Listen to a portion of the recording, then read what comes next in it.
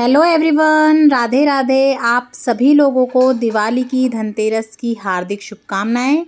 और आज की इस वीडियो में हम लोग देखेंगे कि धनतेरस वाले दिन आप कौन कौन सी चीज़ें खरीद सकते हैं और कौन सी वो चीज़ें हैं जो आपको ज़रूर से ज़रूर अपने घर में लानी है धनतेरस वाले दिन, और कौन सी ऐसी चीज़ें हैं जो भूल कर भी आपको धनतेरस पर अपने घर में नहीं लानी है।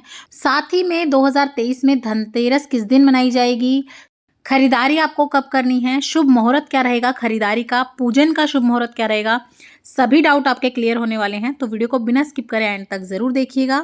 तो चलिए देख लेते हैं।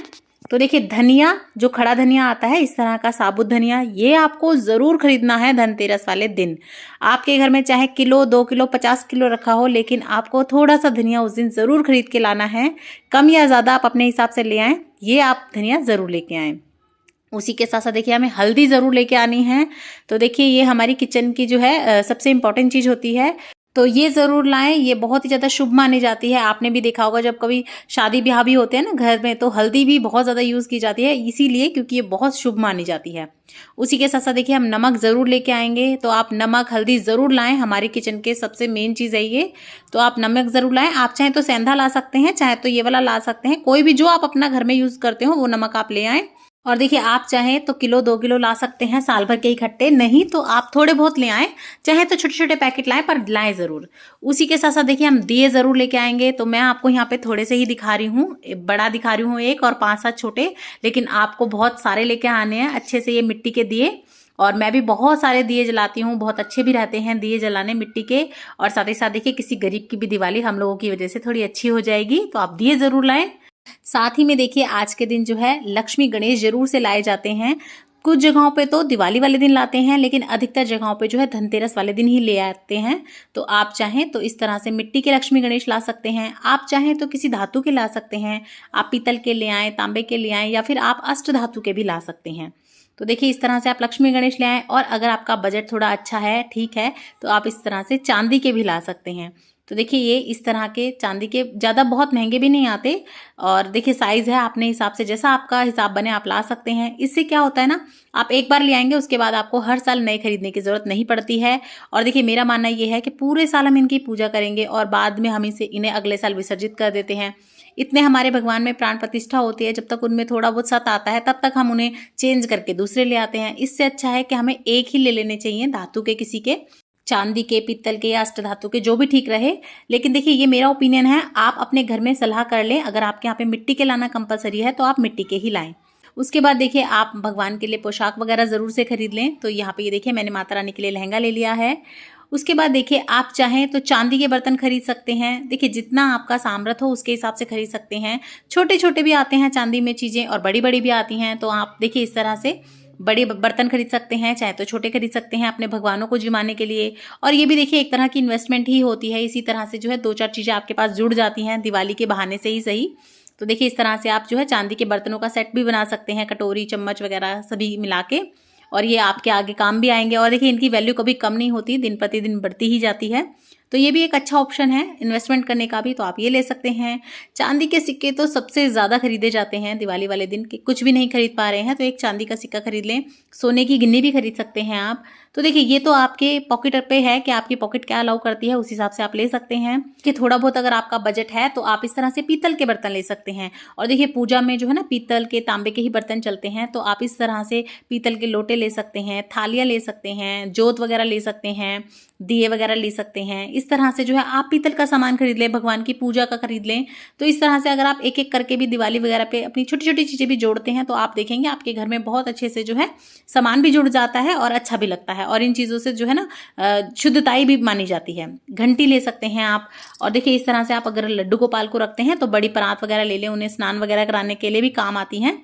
तो देखिए, आप चाहें तो चांदी के ले सकते हैं, पीतल के ले सकते हैं, या फिर आप चाहें तो देखिए, इस तरह के ना छोटे छोटे भगवानों को भोजन परोसने के लिए बर्तन आते हैं। लड्डू गोपाल रखते हैं तो उनके लिए भी, या आप अपने जिन भी इष्ट को जिमाते हैं रोज, तो इस तरह से छोटे से बर्तनों का सेट ले लें। और ये बहुत कॉस्टली नहीं आता, आपको 150-200 रुपये में बड़े आराम से मिल जाएगा। और देखिए, अगर आपका बजट थोड़ा सा और अच्छा है तो आप गोल्ड खरीद सकते हैं। और लक्ष्मी माता को तो गोल्ड अति प्रिय है और लक्ष्मी माता का ही रूप माना जाता है, तो आप गोल्ड भी खरीद सकते हैं। आपके ऊपर है, आप जिस हिसाब से लेना चाहें उस हिसाब से आप ले सकते हैं। तो देखिए आप गोल्ड ले सकते हैं, चांदी ले सकते हैं, पीतल ले सकते हैं, या फिर आप देखिए इस तरह से तांबा भी ले सकते हैं। तांबे की प्लेट वगैरह आती हैं जो पूजा वगैरह के लिए, तो या फिर लोटा ले सकते हैं आप। सूर्य भगवान को अर्घ देने के लिए तांबे का लोटा लगता है, तो देखिए आप धनतेरस वाले दिन अपने तांबे के बर्तन खरीद सकते हैं। और देखिए इसी दिन जो है ना, अगर आप बही खाते वगैरह रखते हैं या आप डायरी मेंटेन करते हैं, तो आप अपने लिए इस तरह की जो है बही खाता या डायरी या रजिस्टर वगैरह ले सकते हैं। आप अपने बच्चों की भी जो रफ नोटबुक्स के लिए हम बुक्स वगैरह लेते हैं, कॉपियां लेते हैं, आप वो ला के रख सकते हैं इकट्ठी साल भर की भी। उन्हें पहले आप पूजन में रख लें, पूजा कर लें, उसके बाद आपके बच्चे उन्हें इस्तेमाल कर लेंगे। बहुत ज़्यादा अच्छी रहती हैं ये। या आप भी अगर अपने घर का जो है थोड़ा हिसाब किताब रखती हैं तो आप ला सकती हैं। उसके बाद देखिए झाड़ू आपको ज़रूर से खरीदनी है, आप चाहें और कुछ खरीदें या ना खरीदें।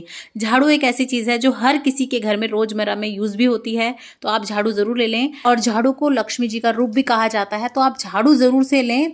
आप चाहें तो साल भर की झाड़ू भी इकट्ठे खरीद सकते हैं, या फिर आप एक दो भी ले सकते हैं। आप सीक वाली भी ले सकते हैं, या जो खजूर की आती है छोटी वाली वो भी ले सकते हैं। और अब देख लेते हैं कि आपको किन चीज़ों को धनतेरस वाले दिन बिल्कुल भी नहीं खरीदना है, भूल से भी। तो देखिए चक्कू, छुरी, कैंची वगैरह जो भी तेज धार वाली चीज़ें होती हैं वो आपको बिल्कुल भी धनतेरस वाले दिन नहीं खरीदनी है। ऐसा कहा जाता है इस दिन अगर आप इस तरह की चीज़ें खरीदते हैं तो हारी बीमारी आपके घर में आती है, आपका राहु खराब होता है। तो देखिए इस तरह नेल कटर, कैंची और ये जो हमारे चक्कू वगैरह होते हैं वो आपको नहीं खरीदने हैं। आपको लोहा बिल्कुल नहीं खरीदना है धनतेरस वाले दिन। और देखिए हो सके तो आपको स्टील बिल्कुल नहीं खरीदना होता है धनतेरस वाले दिन। लेकिन देखिए हर किसी के बस की नहीं है कि वो सोना, चांदी, पीतल, तांबा ही खरीदें। उस केस में आप अगर नहीं खरीद सकते हैं, बिल्कुल आपकी कंडीशन नहीं है, तो आप स्टील भी खरीद सकते हैं। देखिए अगर आप अवॉइड कर सकें तो बहुत अच्छी बात है, नहीं तो आप स्टील खरीद लें, क्योंकि हम माने या ना माने 95% चीज़ें आजकल हमारी किचन में स्टील की ही मिलती हैं। उसके बाद देखिए आपको कांच तो भूल से भी नहीं खरीदना है। कांच और इस तरह के जो क्रॉकरी आइटम आती है ना, जो टूट जाती हैं, जिनकी लाइफ कम होती है, आपको ऐसी चीज़ें आज के दिन बिल्कुल भी नहीं खरीदनी है।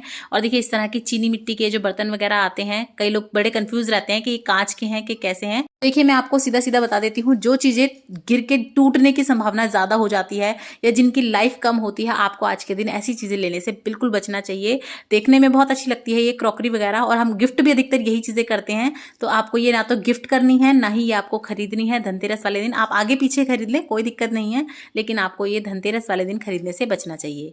और जो कुछ भी आप लाएं, खाली हाथ ना लाएं, थोड़ी सी खील या चावल उसमें इस तरह से डाल के ज़रूर लाएं मार्केट से।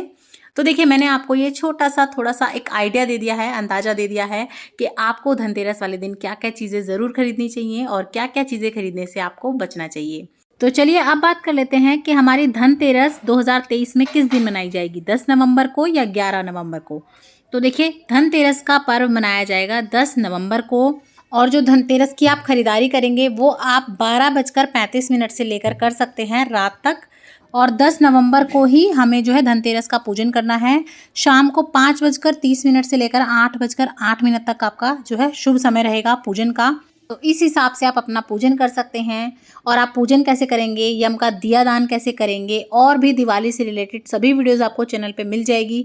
सभी की मैं एक प्लेलिस्ट बनाकर लिंक डिस्क्रिप्शन बॉक्स में डाल दूंगी, आप उसे भी ज़रूर चेक कीजिएगा। और वीडियोस अगर आपको थोड़ी बहुत भी पसंद आती हैं, हेल्पफुल लगती हैं, तो ज़्यादा से ज़्यादा शेयर कीजिएगा अपने फ्रेंड्स एंड फैमिली के साथ। और इसी तरह की और वीडियोज़ देखने के लिए चैनल पर बने रहें। और कमेंट बॉक्स में माता लक्ष्मी के नाम का जयकारा ज़रूर से लगा दें। जय माँ लक्ष्मी, जय सिया राम, राधे राधे।